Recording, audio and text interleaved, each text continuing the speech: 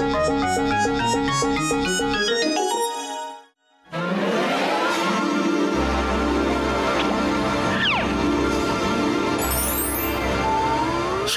Pocket ভারী আর আমার হাত হলো খালি। বাবাস বা কি সুন্দর কবিতা বললে। আরে কবিতা মারো গুলি, শত্রুদের ধান্দা বন্ধ করার কোনো উপায় ভাবো তোমরা।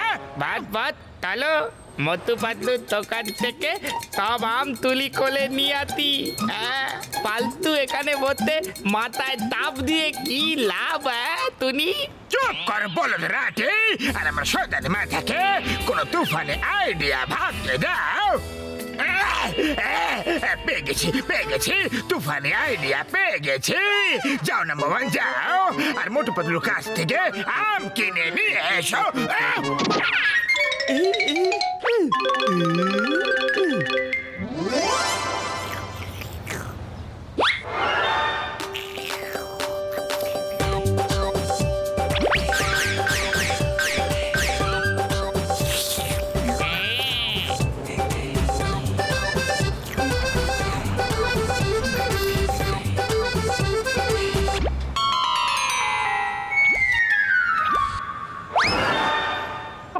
বাদ বাদ নিদে পুলো আমের লত খেয়ে নিলে আর আমাদেরকে গ্লু বলে খাওয়াচ্ছ।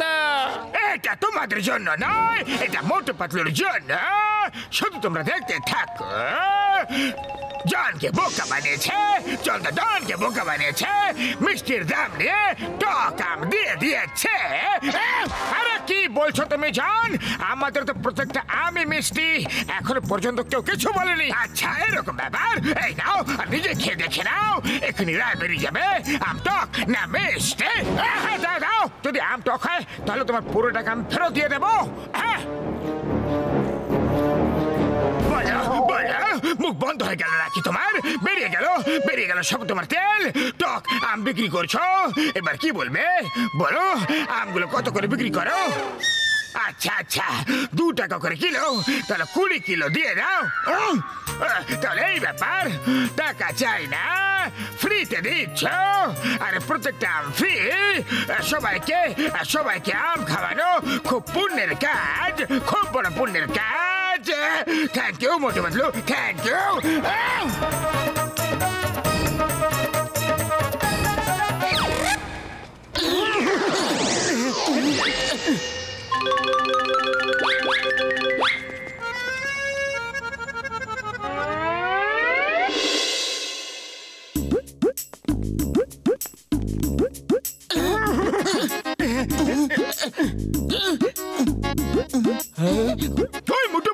বন্ধু, আমি রিঅ্যাকশন ওয়ালা ইশারার ভাষা একদম বুঝতে পারছি রে ভাই।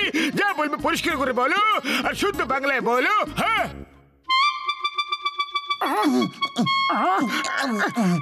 উনি বাবা, মোটু পাতলু, আজ তোমাদের মন ব্রত আছে নাকি?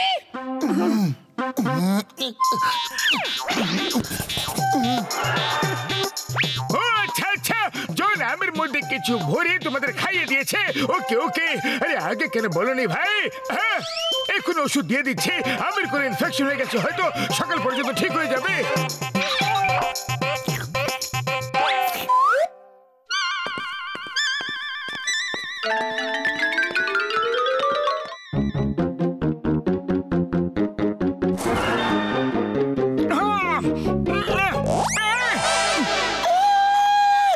আরে এটা কি হয়ে গেছে? আরে এত পুরো গোড়া শক্ত হয়ে দাঁড়িয়ে আছে, সব একটু ছটকার ওষুধের প্রভাব।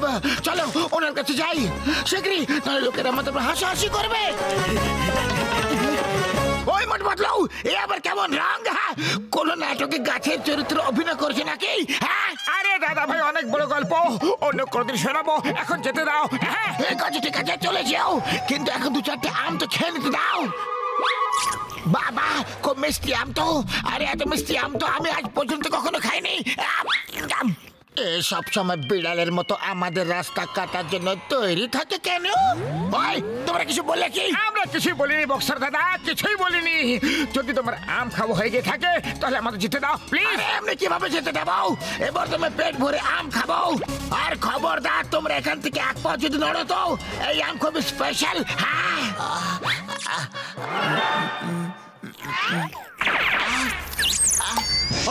মোটু পাতলু, আমি বলছি দাঁড়িয়ে যাও, নাহলে কিন্তু খুব খারাপ হবে। ওই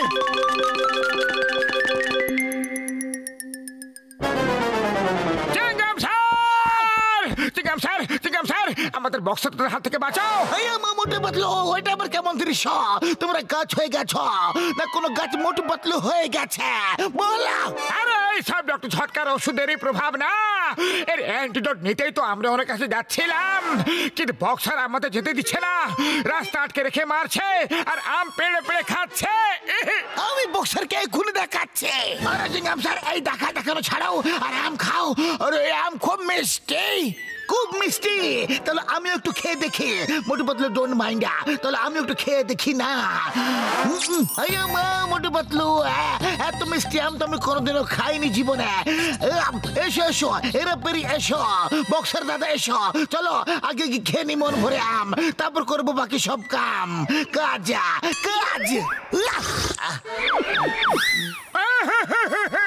আরে বক্সারের সাথে মিশে গেছে।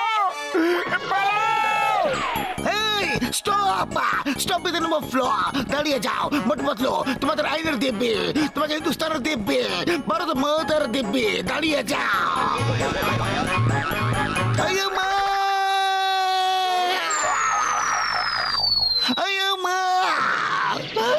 আমার তো কোমরটাই ভেঙে গেল রে। স্যার কোথাও ব্যথা লাগেনি তো? স্যার খুব ব্যথা হচ্ছে না তো? পুরুষদের ব্যথা হয় না। আরে আমি সত্যি বলছি, মোটু পাতলুর মাথার আম খুব মিষ্টি, কিন্তু কেন, কিভাবে কিভাবে কিভাবে কিভাবে কিভাবে কিভাবে? Sir you are great but born little late sir. আমি জানি, তোমরা এখানে থাকো, আমি এক্ষুনি আসছি। স্যার আপনি দাঁড়ান, আমরা যাচ্ছি। আম খুব মিষ্টি স্যার। আমের জন্য চিংগামকে ছেড়ে চলে যাচ্ছে, বুঝে গেছি। এইসব মোটু পাতলুর মাথার উপরের আমের জন্য হয়েছে।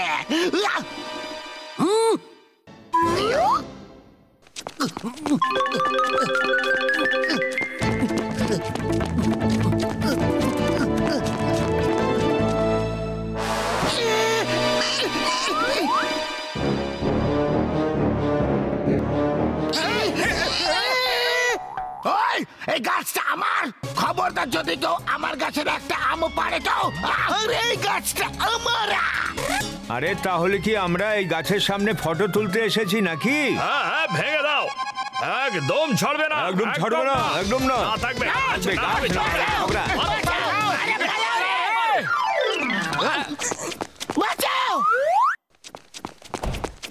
আরে এটা কি বলতা? আমরা তো তোমার কাছে বিপদ থেকে মুক্তি পেতে এসেছিলাম, আর তুমি তার বদলে অন্য আরেকটা বিপদ আমাদের গলায় পরিয়ে দিয়েছো।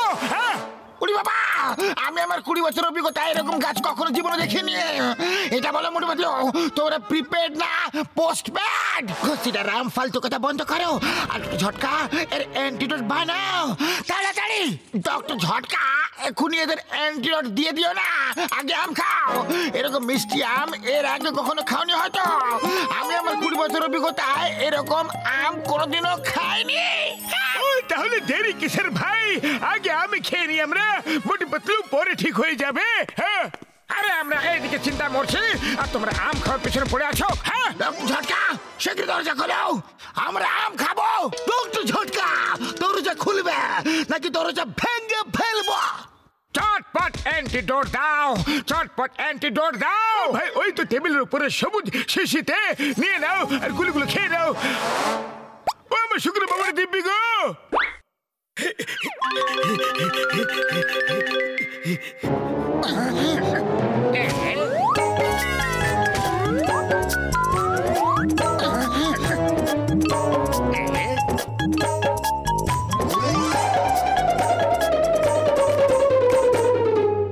এবার তোমাদের কি হবে মোটু পাতলু? আরে আমাদের কথা ছাড়ো জান, আর নিজের কথা ভাবো যে তোমার কি হবে। আরে মোটু পাতলু, এটা তো নীল শিশি ছিল, সবুজ শিশি তো এখানে আছে, এই নাও।